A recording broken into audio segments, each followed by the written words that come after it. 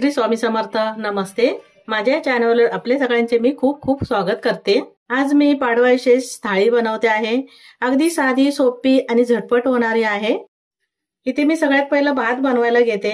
ते मी तांदूळ अर्धा तास पहिले असे धुवून ठेवले आहेत आणि मी कुकरला वगैरे लावणार नाहीये. भात शिजून घेणार, असं टोपातच शिजून घेणार आहे. तर मी अजून थोडं पाणी घालते आणि हा भात गॅसवर शिजवायला ठेवते. मी भात शिजायला ठेवलाय आणि तोपर्यंत डाळ पण शिजून घेते. मी ते 1 वाटीभर डाळ घेतली आहे, स्वच्छ धुवून घेतली आहे, कुकर मध्ये घालून घेते. 1 ते 1.5 ग्लास एवढं पाणी घालून घ्यायचंय. थोडीशी हळद घालून घेते, पाव चमचा एवढी, आणि हिंग आहे तो पण थोडंसं घातलं, पाव चमचा एवढं हिंग घालून घेतलंय. हे झाकण लावते आणि कुकरला 2 शिट्या करून घेते. मी इथे डाळ भात शिजतोय तोपर्यंत मी पुऱ्यांसाठी पीठ मळून घेते. 1 वाटीभर मी गव्हाचं पीठ घेतलंय, ते भांड्यामध्ये काढून घेतलं. चाळून घ्यायचं पीठ. थोडीशी साखर घालते मी, अर्धा चमचा एवढी आहे, जास्त पण नाहीये. बारीक रवा घेतलाय, तो पण 1 चमचाभर आहे. आणि मी बेसन घेतलंय, बेसन पण 1 चमचा आहे. बेसनमुळे मस्त एक चव येते पुरीला. कधी नसेल केलं ना तर नक्की करून बघा. थोडंसं तेल घालते, 1 चमचा किंवा अर्धा चमचा एवढं. मीठ घालायचंय चवीप्रमाणे. मिक्स करून घ्यायचंय. व्यवस्थित असं मिक्स केलं. थोडं थोडं पाणी घालते आणि मळून घेते. मी ते थोडं थोडं पाणी घातलं आणि ते पीठ मळून घेतलंय.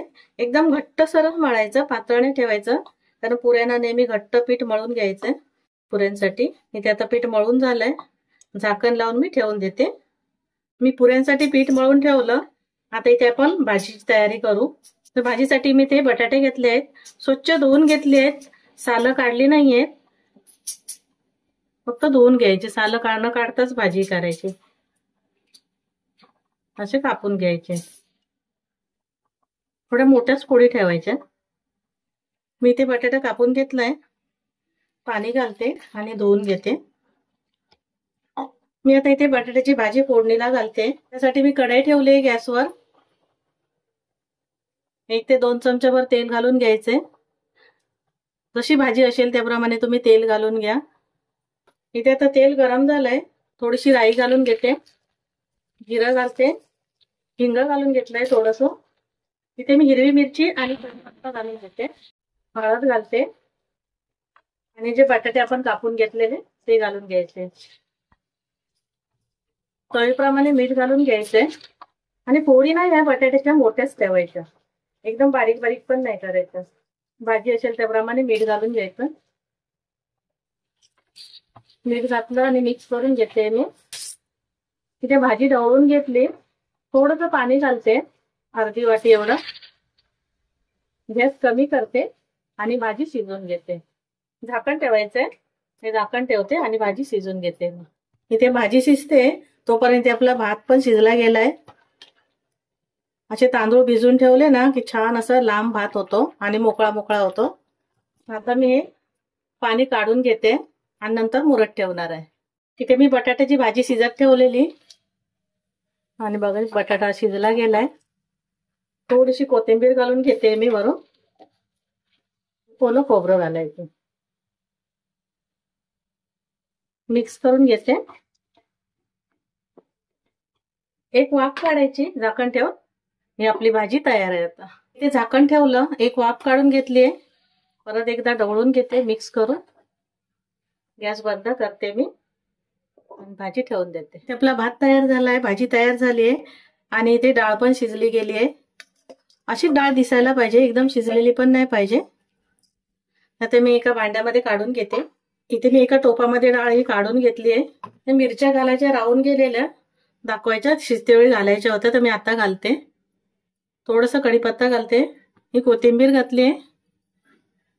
मीठ घालायचंय आपल्याला चवीप्रमाणे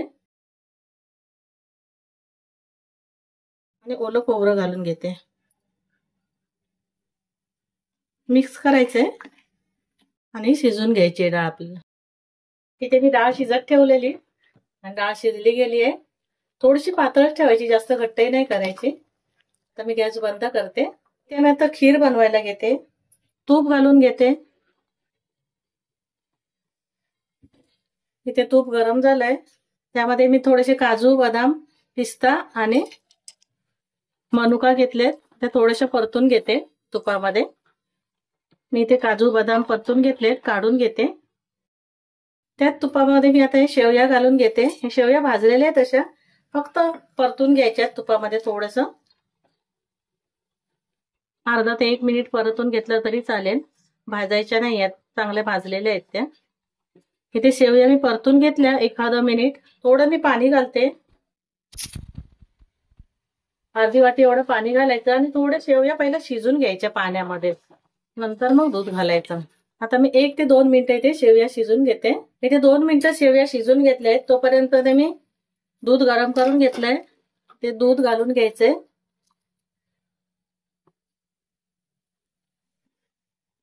परत एकदा ढवळून घेते. साखर घालून घ्यायची.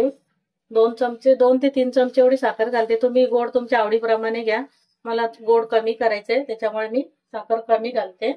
ड्रायफ्रूट घेतलेले आपण, ते घालून घ्यायचे तुपामध्ये परतून घेतलेले. ते आता शिजून घ्यायचं. इथे शेवया शिजतात आहेत, तोपर्यंत मी इथे 1 चमचा कस्टर्ड पावडर घेतली आहे. त्यामध्ये साधं दूध घालते, 1 चमचा ते 2 चमचे एवढ्या.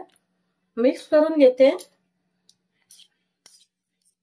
व्यवस्थित असं, आणि मस्त असं दाटसरपणा येतो आणि चवीला पण छान लागते खीर. इथे दुधाला उकळी आली आहे. जे कस्टर्ड पावडर मी मिक्स करून घेतलेलं दूध घालून, ते घालून घ्यायचंय आणि ढवळून घ्यायचंय व्यवस्थित असं. आता खीर शिजून घेते मी. इथे आता खीर शिजून घेतली आहे. आता मी गॅस बंद करते. ही थोडी थंड होईल ना, मग घट्ट होत जात, अशी घट्ट होईल. इथे मी पुरीसाठी पीठ मळून ठेवलेलं. परत थोडंसं तेल घालते मी आता, 1 चमचाभर एवढं, आणि पीठ मळून घ्यायचंय. इथे आता पीठ मळून घेतलंय. पुऱ्या लाटायला घेते. तुम्ही छोटे छोटे एक एक करून लाटू शकता, किंवा असा मोठा गोळा करून पण लाटू शकता. ते मी आता एक मोठा गोळा घेतला असं करून, सुकं पीठ लावून घेतलंय आणि लाटायला घेते. मी इथे अशी मोठी चपाती लाटून घेतली आहे. वाटी घेतली आहे आणि त्या वाटीने पुऱ्या कापून घेते. हे एकसारखे येत आहेत आणि दिसायला छान वाटतात.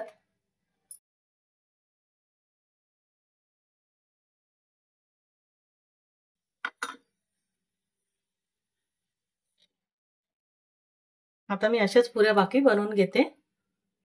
पुऱ्या लाटून घेतल्या, तोपर्यंत तेल गरम करत ठेवलं. तेल गरम झालं की बघते. इथे पुऱ्या मी तळायला घेते.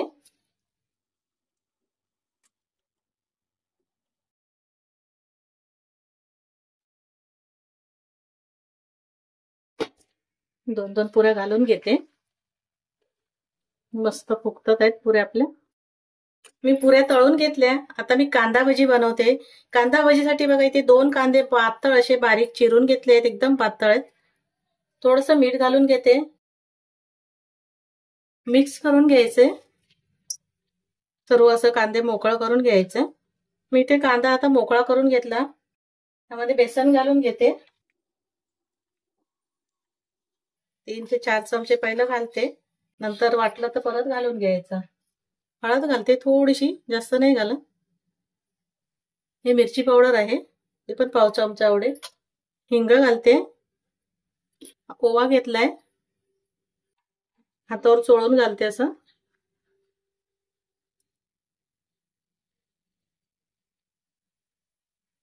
मिक्स करून घेते. आधी पाणी नाही घालायचं, आधी कांद्यामध्येच मिक्स करून घ्यायचंय. वाटलं लागलं तरच थोडंसं पाणी मारायचं, 1 हापकासा मारायचं पाण्याचं. इथे मी 1 ते 2 चमचे एवढं पाणी घातलं आणि मिक्स करून घेतलंय. तोपर्यंत मी तेल गरम करत ठेवलं आहे. तेल गरम तेल आपल्याला घालून घ्यायचंय आणि परत मिक्स करून घ्यायचं. त्याच्यामुळे आपली भजी मस्त अशी कुरकुरीत होतात, गरम तेल घातल्यामुळे. आणि आता भजी करायला घेऊ. इथे मी पुऱ्या तळून घेतल्या, त्याच तेलामध्ये भजी घालून घेते. दोन्ही बाजूने मस्त अशी कुरकुरीत तळून घ्यायची. इथे आपली भजी तयार झाली आहे. मी काढून घेते आणि बाकी सर्व भजी मी असेच बनवून घेते.